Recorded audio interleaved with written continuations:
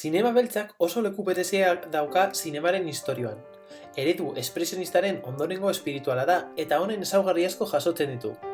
Beste genero batzuk istorio polita kontatzen zuten bitartean, zinema beltzak eta gangster zinemak garaiko krudeltasuna erakusten zuten. Gudak sortutako krudeltasuna. Dokumental honetan, Hollywoodeko lehen urteak markatu zituen genero bat aztertuko da, zinemaren historioan transzendentala izan dena.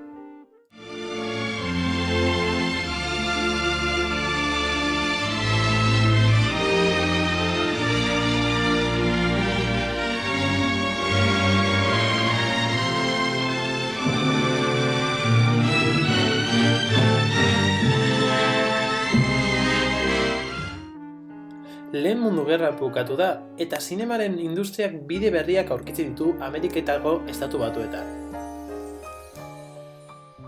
Zinemagileek zinema askea egiteko aukerak bilatuz, Kaliforniara abiatzen dira, Los Angelesko auzo lasai eta eder batera, Hollywood. Europan ez bezala, lehen mundu gerrak onura ekonomiko ikaragarriak ekarri zituen Amerikako estatu batuetara.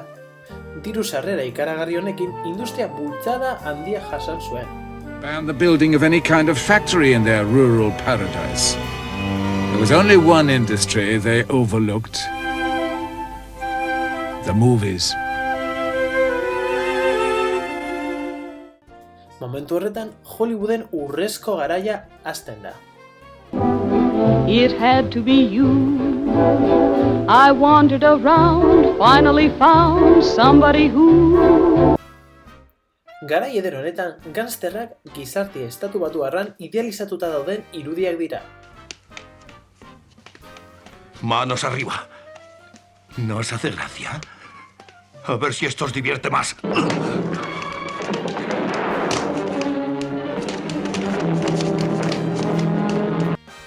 Lege lehorraren ondorioz, taberna klandestino asko sortzen dira, eta eremu ilegalen bigarren ekonomia geruza indartsu bat sortzen da.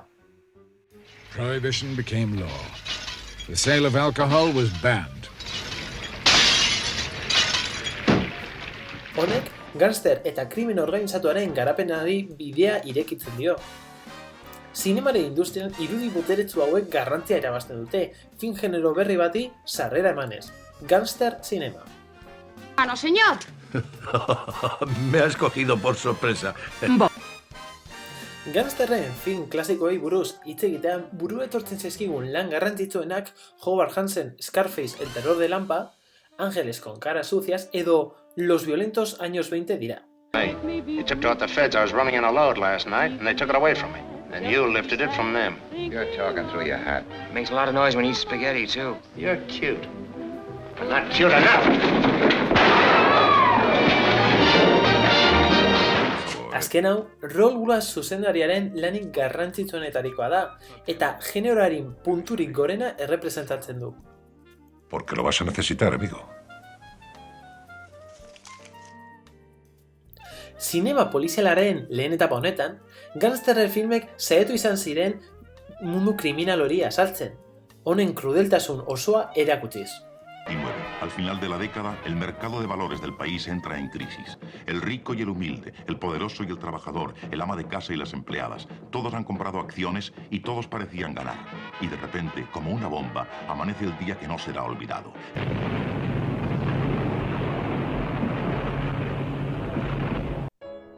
Bigarren mundu gerra ailegatzen da, eta honekin krisi ekonomiko eta sozial ikaragarria. Zinemaren industria 6 urtetako eten luzea jasaten du. Momentu horretan, heroiaren irudia nabarmentzen da eta gangster idiliko horien presentzia ia desagertarazten da. Pues todo ha cambiado, es que no lo entiendes. La gente ya no va por ahí destrozándolo todo. Ahora quieren hacer cosas, eso es lo que intenta Joy. Todo ha cambiado, nosotros ya no tenemos nada que hacer. Hollywoodeko zinearen fase berri batean sartzen gara. Korronte zinematografiko berri bat sortzen da, zinema beltza, eta garai bat markatuko duen genero batean bilakatuko da.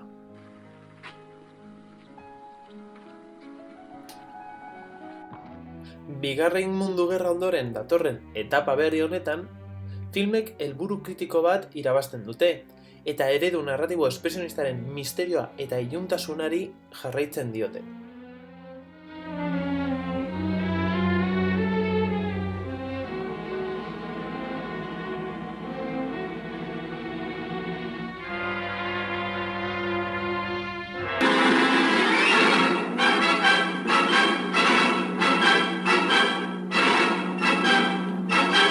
Forajidos.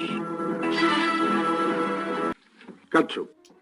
Forajidos filmak Retorno al pasado bezala, gaizkiaren eta ongiaren kontzeptuekin jolasten du. Protagonistak ez daude inolako momentuan alde batean edo bestean definituta. Yo tomaré chuleta de cerdo con salsa de manzana y puré de patata. No está preparado. Entonces, ¿por qué está en la... Bere garaian, Robert Siodmarken Forajidos filmak ez zuen ikusleengan eragin handirik izan, hauek ez baitzuten tramaren konplexutasuna ondo ulertu. Pero sea razonable, no lo entiendes. Kitty y yo somos... Lo sé, pero a mí solo me interesa esto. Siento que... Hala ere, film hau burutzeko erabili izan zen eredu estruktural bikoiztuak dinamikotasun ikaragarria eman zion berez oso plano luzeak zituen film bati. Dijera la verdad, pero se aferró a su historia.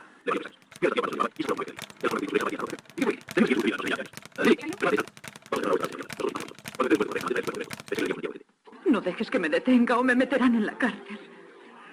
Eredu narratzaile berritzaile hau asko erabili izan zen generoaren lehen urteetan. Vamos, espera.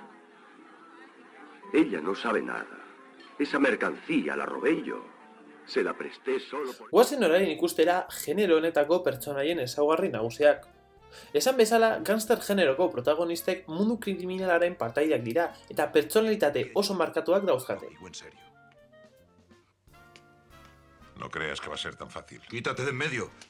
Guarda esa pistola. Cuando haya terminado. Este tipo sabe demasiadas cosas sobre nosotros.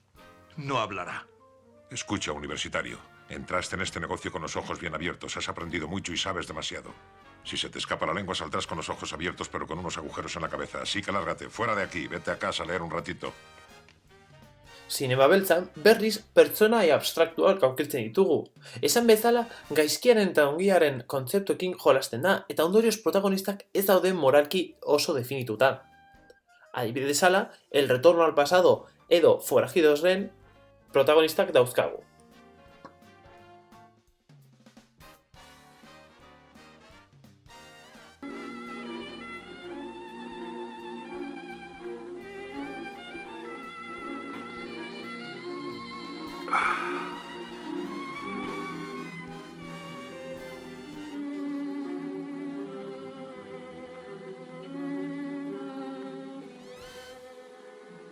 Era con 4 trastos.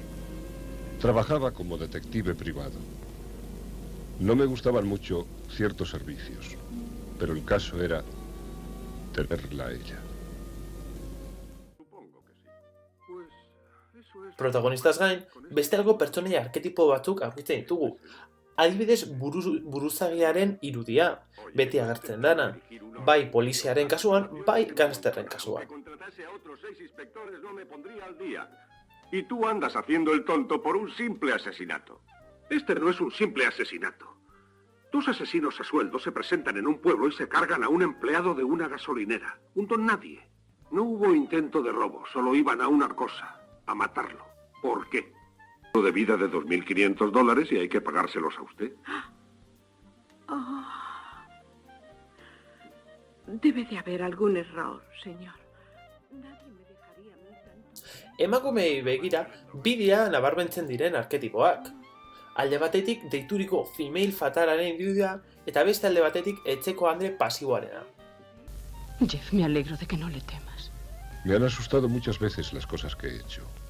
¿Y esta vez? Solo temía que no vinieras. Confía en mí. Mañana iré a buscarte. ¿Me quieres? ¿Un poco? No. Ni eso. Mucho.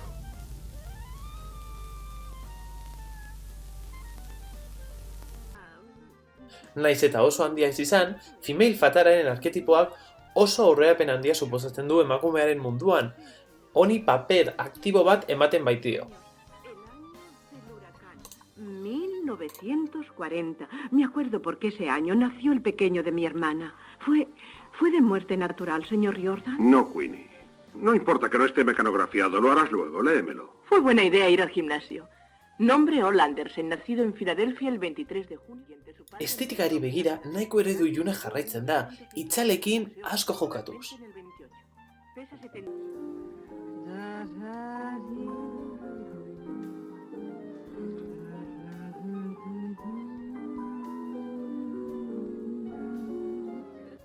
Gaur egun ere, zinema polizara oso garrantzitsua da, eta zinema klasiko honen ezaugarri asko jaso egin ditu. Hurrengora arte!